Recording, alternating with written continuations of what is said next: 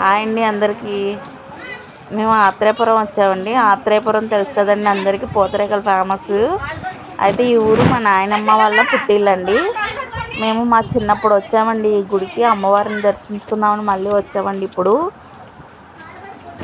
అమ్మవారి పేరు వచ్చేసి మాల్చమ్మ తల్లి అంటారండి. యాక్చువల్గా ఆవిడైతే మహాలక్ష్మి అంటారు. ఈయన పోతురాజు అండి.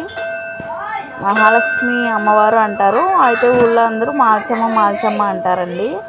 గుడి అయితే మా చిన్నప్పుడు అయితే చాలా చిన్న గుడి ఉండేదండి, పురాతన కాలంలో కట్టిన గుడి. ఇప్పుడైతే తీసేసి పెద్దగా కట్టారండి, అమ్మవారిని కూడా మార్చేశారండి. అప్పుడైతే గుడి చుట్టూతో తోటలు అవి నీట్గా ఉండేయండి. ఇప్పుడు మార్చేశారండి గుడిని కూడా, కొత్తగా కట్టారు. గుడి అయితే చాలా అందంగా ఉందండి. మేము రావడానికి 2 రోజుల ముందే జాతర జరిగిందంటండి.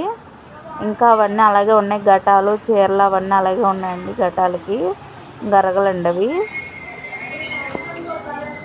గరగలకి చీరలు అవి ఇంకా ఇప్పలేదు, డెకరేషన్ అంతా అలాగే ఉందండి. 2 రోజుల ముందు జాతర అయ్యిందంటండి.